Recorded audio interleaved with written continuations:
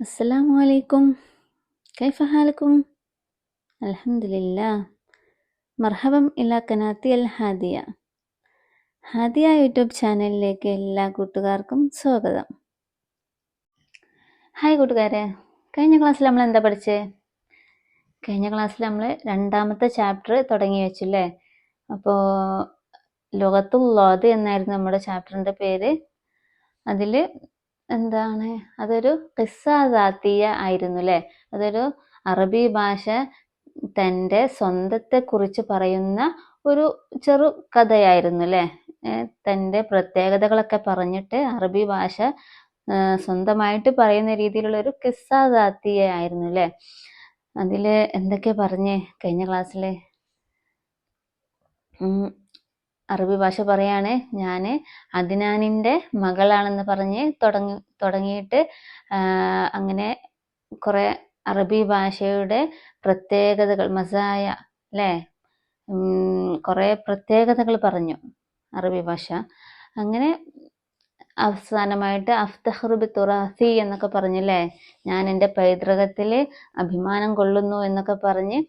പിന്നെ ആ ഭാഗത്ത് നമ്മൾ കുറച്ച് വർക്കുകളൊക്കെ നോക്കി.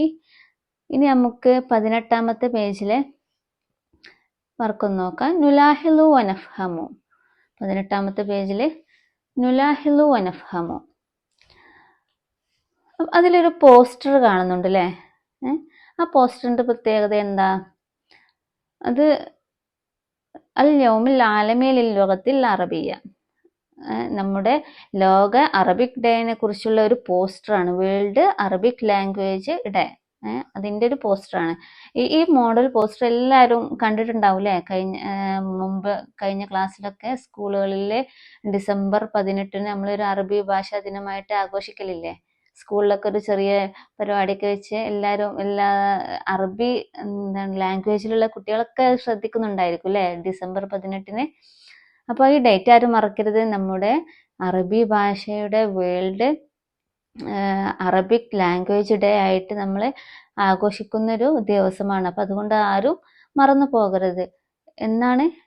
ഡിസംബർ 8 അല്ലേ? ഡിസംബർ 8. അപ്പോൾ ആ പോസ്റ്ററിൽ എന്താ കാണുന്നത്? മാ അജ്മല ലുഗത്തി അൽ അറബിയ. ഒരാൾ പോസ്റ്റർ ഉണ്ടാക്കിയതാണ്. അറബി ഭാഷയെക്കുറിച്ച് എന്ത് ഭംഗിയുള്ള ലാംഗ്വേജ് എന്ന് പറയുന്നുണ്ട്. അതുപോലെ അതിൽ അവസാനമായിട്ട് അൽ യൗമുൽ ആലമി ലിൽ ലുഗത്തിൽ അറബിയ. അങ്ങനെ അതൊരു പോസ്റ്ററാണെന്ന് എല്ലാവർക്കും മനസ്സിലായില്ലേ? അപ്പോൾ ഇതുപോലെ നമുക്കും പോസ്റ്ററുകൾ ഉണ്ടാക്കിക്കൂടെ? എല്ലാവർക്കും പോസ്റ്റർ ഉണ്ടാക്കിക്കൂടെ? അപ്പോൾ ഞാൻ 2-3 പോസ്റ്റർ കാണിച്ചു തരാം. ഞാൻ 2-3 പോസ്റ്ററുകളുടെ മോഡൽ കാണിച്ചു തരാം. ഈ പോസ്റ്റർ ഒന്ന് നോക്കൂ. അൽ അറബിയ ലുഗത്ത് ഖുർആൻ കരീം. അങ്ങനെ ഒരു പോസ്റ്റർ ഉണ്ടാക്കാം അല്ലേ? നമ്മുടെ ഖുർആൻ കരീമിൻ്റെ ലാംഗ്വേജ് അറബിയാണെന്ന് പറഞ്ഞിട്ട് അങ്ങനെ ഒരു പോസ്റ്റർ ഉണ്ടാക്കാം. അതിൽ നമ്മളെ ഡിസംബർ 18 ഈ ലോഗോ കൊടുത്തിട്ടൊക്കെ നമുക്ക് അതുപോലെ ഒരു പോസ്റ്റർ ഉണ്ടാക്കാം. അതുപോലെ അടുത്തത് നോക്കൂ, ലുഗത്തുല്ലാദ് എന്ന് പറഞ്ഞിട്ട് ഒരു പോസ്റ്റർ ഉണ്ടാക്കാം അല്ലേ? ഒരു മോഡൽ കണ്ടില്ലേ, ലുഗത്തുല്ലാദ് പറഞ്ഞിട്ട്. അതുപോലെ എന്താണ് അടുത്തത് നോക്കൂ, ഹാദിഹി ലുഗത്തി. അതുപോലൊക്കെ നമുക്ക് പോസ്റ്ററിൻ്റെ ഒരു ഏകദേശ രൂപം എല്ലാവർക്കും മനസ്സിലായില്ലേ? അപ്പോൾ നമുക്ക് അടുത്ത വർക്ക് നോക്കിയാലോ. നുറാജിഉൻ നസ വനുഇദ്ദു മുൽസഖൻ അനിൽ ലുഗത്തിൽ അറബിയ. നുറാജിഉൻ നസ, നമുക്ക് പാഠഭാഗത്തേക്കൊന്ന് തിരിച്ചു പോകാം.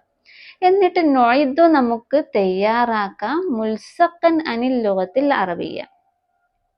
മുൽസഖൻ അനിൽ ലുഗത്തിൽ അറബിയ, അറബി ലാംഗ്വേജിനെ കുറിച്ചുള്ളൊരു പോസ്റ്റർ നമുക്ക് തയ്യാറാക്കാം. മുൽസഖ് പറഞ്ഞാൽ പോസ്റ്റർ കേട്ടോ. അപ്പോൾ നുറാജിഉൻ നസ വനുഇദ്ദു മുൽസഖൻ അനിൽ ലുഗത്തിൽ അറബിയ. അപ്പോൾ പാഠഭാഗത്തിൽ ഒരുപാട് കാര്യങ്ങൾ നമ്മൾ അറബി ഭാഷയുടെ പ്രത്യേകതകൾ പറയുന്നില്ലേ? അപ്പോൾ അതൊക്കെ നമുക്ക് ഏകദേശം അതിലേക്ക് നമുക്ക് പ്രധാനപ്പെട്ട ഓരോ വാക്കുകളില്ല, അറബി ഭാഷയെ കുറിച്ചുള്ള ഓരോ സെന്റൻസുകളൊക്കെ ഉണ്ട്. അതൊക്കെ ആഡ് ചെയ്ത് നമുക്ക് ഇങ്ങനെ ഒരു പോസ്റ്റർ ഉണ്ടാക്കാമല്ലോ. അപ്പോൾ നൊയ്തു നമുക്ക് തയ്യാറാക്കാം, മുൽസക്കൻ ഒരു പോസ്റ്റർ തയ്യാറാക്കാം അനിൽ ലുഗത്തിൽ അറബിയ. അപ്പോൾ ഒരു 2 പോസ്റ്റർ ഉണ്ടാക്കാനുള്ള ഒരു കോളം ഇവിടെ കൊടുത്തിട്ടുണ്ട് അല്ലേ? അപ്പോൾ അവിടെ ഉണ്ടാക്കിക്കൂടെ നിങ്ങൾക്ക്? അപ്പോൾ എല്ലാവരും സ്വന്തമായിട്ട് ഉണ്ടാക്കാൻ ശ്രമിക്കുക. ഞാനൊരു മോഡൽ പറയാം. ഫസ്റ്റ് കോളത്തിൽ നമുക്ക് ഇതുപോലെ കൊടുക്കാം. അൽ അറബിയ ലുഗത്തുല്ലാദ് എന്ന് എഴുതാം അല്ലേ. നമ്മളെ അറബി ഭാഷയുടെ ഒരു പേരാണ് ലുഗത്തുല്ലാദ്. അപ്പം അങ്ങനെ ആഡ് ചെയ്ത് കൊണ്ട് നമുക്ക് ഒന്നുകിൽ ലുഗത്തുല്ലാദ് മാത്രം കൊടുത്തിട്ട് പിന്നെ അടിയിൽ എന്തെങ്കിലും ക്യാപ്ഷനൊക്കെ കൊടുക്കാം. ലുഗത്തും മുഖറത്തുൻ ലദ അൽ ഹയാത്തിൽ ഉമമിൽ മുത്തഹിദ എന്നൊക്കെ കൊടുക്കാം അല്ലേ. UN അംഗീകരിച്ച ഒരു ഭാഷയല്ലേ അറബിക് ലാംഗ്വേജ്. അത് ഒരു പ്രധാന ഒരു സംഭവമല്ലേ. അപ്പൊ അതൊക്കെ നമുക്ക് ആഡ് ചെയ്തുകൊണ്ട് അങ്ങനെ കൊടുക്കാം. പിന്നെ അടുത്ത കോളത്തിൽ നമുക്ക് ഇങ്ങനെ കൊടുക്കാമല്ലോ. ലുഗ അൽ അറബിയ ലുഗത്തുൽ അദബ് ടെക്നോളജിയ അല്ലെ. ടെക്നോളജിയിലും സാഹിത്യത്തിലൊക്കെ അറബി ഭാഷ ഉണ്ട് അല്ലേ. അതുകൊണ്ട് നമുക്ക് അങ്ങനെയൊക്കെ എഴുതാം. ലുഗ അൽ അറബിയ ലുഗത്തുൽ അദബ് ടെക്നോളജിയ എന്ന ഹെഡിങ് ഒക്കെ കൊടുത്തിട്ട് പിന്നെ അഫ്തഖ്റു ബിൽ ലുഗത്തുൽ അറബിയ അല്ലേ. അങ്ങനെ ഒരു ക്യാപ്ഷൻ കൊടുക്കാം. അഫ്തഖ്റു ഞാൻ അഭിമാനിക്കുന്നു ബിൽ ലുഗത്തുൽ അറബിയ എന്നൊക്കെ പറഞ്ഞിട്ട് ഒരു ഇത് കൊടുക്കാം. അപ്പോൾ അതുപോലെ അവിടെ നമുക്ക് എന്തെല്ലാം ആഡ് ചെയ്യാം. ഓരോ പോസ്റ്ററിലും നമ്മൾ ഡിസംബർ 18 എന്നൊക്കെ ആഡ് ചെയ്തിട്ട് നമുക്ക് അതുപോലെ നല്ല മോഡൽ പോസ്റ്ററുകൾ എല്ലാവർക്കും ഓരോരുത്തർക്കും ഓരോ ഭാവന ഉണ്ടാവും അല്ലേ. അതനുസരിച്ച് പോസ്റ്റർ ഉണ്ടാക്കി നോക്കാം കേട്ടോ. അപ്പോൾ പോസ്റ്റർ ഉണ്ടാക്കുന്ന രൂപമൊക്കെ എല്ലാവർക്കും മനസ്സിലായിട്ടുണ്ടാവും അല്ലേ. അപ്പോൾ കൂട്ടുകാരെ നമുക്ക് 19ാമത്തെ പേജിലോട്ടൊന്ന് നോക്കിയാലോ. നഖറഉ നിഖാത്ത വനുഇദു ഖിസ്സ ദാതിയ ലിലുഗതിന അൽ ഉമ്മ. നഖറഉ നിഖാത്ത നമുക്ക് താഴെ കുറച്ച് പോയിന്റ്സുകൾ കാണാലോ. അത് നഖറഉ നമുക്ക് വായിക്കാം, നിഖാത്ത പോയിന്റ്സുകൾ വായിക്കാം, വനുഇദു നമുക്ക് തയ്യാറാക്കാം, ഖിസ്സ ദാതിയ ഒരു ഖിസ്സ ദാതിയ തയ്യാറാക്കാം. ഒരു സ്വന്തത്തെ കുറിച്ച് പറയുന്ന ഒരു കഥ നമുക്ക് തയ്യാറാക്കാം. ലിലുഗതിന അൽ ഉമ്മ നമ്മുടെ മാതൃഭാഷയിൽ. ലിലുഗതിന പറഞ്ഞാൽ നമ്മുടെ ഭാഷയിൽ, അൽ ഉമ്മ മാതൃഭാഷയിൽ നമുക്കൊരു ഖിസ്സ ദാതിയ തയ്യാറാക്കാം. അപ്പൊ എല്ലാവരും റെഡി അല്ലേ. അപ്പൊ താഴെ കുറച്ച് പോയിന്റ്സുകൾ തന്നിട്ടുണ്ട് അല്ലേ. അതൊക്കെ ഒന്ന് നോക്കിയാലോ. എന്തൊക്കെയാണ് പോയിന്റ്സുകളിലെ. ഒളുവ മിനൽ ഉസ്രത്തി ദ്രാഫിദിയ. ഒളുവ എന്ന് പറഞ്ഞാല് ഒരു അംഗമാണ്, ഒരു മെമ്പറാണ് എന്നൊക്കെ പറയാം. മിൻ ഉസ്രത്തി ഒരു കുടുംബത്തിലെ ഒരു അംഗമാണ്. ദ്രാഫിദിയ ദ്രാവിഡിയൻ കുടുംബത്തിലെ ഒരു അംഗമാണെന്ന് പറയാം കേട്ടോ. നമുക്കറിയാം മലയാളം, തമിഴ്, തെലുങ്ക് അങ്ങനെയൊക്കെ ഭാഷകൾ, ആ ഭാഷകളൊക്കെ ദ്രാവിഡിയൻ കുടുംബത്തിൽ നിന്ന് വന്നതാണെന്ന് നമുക്കറിയാം അല്ലെ. പഴയ കാലത്തെ ഒരു തലമുറയായിരുന്നു ദ്രാവിഡിയൻ കൾച്ചർ എന്നൊക്കെ പറയും. അവരിൽ നിന്നും വന്ന ഭാഷ, ഉരുത്തിരിഞ്ഞു വന്ന ലാംഗ്വേജുകളാണ് ഈ മലയാളം, തമിഴ് അതൊക്കെ അല്ലേ. അപ്പോൾ ഒരു പോയിന്റ് അതാണ്. രണ്ടാമത്തെ പോയിന്റ് തുഞ്ചത്ത് എഴുത്തച്ഛൻ. നമ്മുടെ മാതൃഭാഷയുടെ പിതാവ് ആരാണ്? തുഞ്ചത്ത് എഴുത്തച്ഛൻ അല്ലേ. അപ്പൊ അബുൽ ലുഗത്തുൽ മലയാളമിയ അല്ലെ. അബുൽ ലുഗത്തുൽ മലയാളം, മലയാള ഭാഷയുടെ പിതാവ് ആരാണ്? തുഞ്ചത്ത് എഴുത്തച്ഛൻ. അതൊരു പോയിന്റ് ആണ്. പിന്നെ അഫ്തഖ്റു ബിത്തുറാസി ഞാൻ എൻ്റെ പൈതൃകത്തിൽ അഭിമാനം കൊള്ളുന്നു. അത് നമുക്ക് അവസാനത്തിലൊക്കെ ചേർക്കാം അല്ലേ. നമ്മളൊരു ഖിസ്സ ദാതിയ തയ്യാറാക്കുമ്പോൾ അതിന്റെ അവസാനത്തിൽ അഫ്തഖ്റു ബിത്തുറാസി എന്ന് എഴുതാം. പിന്നെ ഖനിയത്തുൻ ബിൽ ഫുനൂനി വൽ ആദാബി. ഖനിയത്ത് എന്ന് പറഞ്ഞാൽ സമ്പന്നമാണെന്ന് അല്ലേ. ബിൽ ഫുനൂനി വൽ ആദാബി ലിറ്ററേച്ചറിലും ആർട്സിലും ഒക്കെ സമ്പന്നമാണെന്ന്. എന്ന് വെച്ചാൽ നമ്മൾ സാഹിത്യത്തിലും വിവിധ തരം കലകളിലും എല്ലാം മലയാള ഭാഷ ഇതിൽ സമ്പന്നമാണ് അല്ലേ.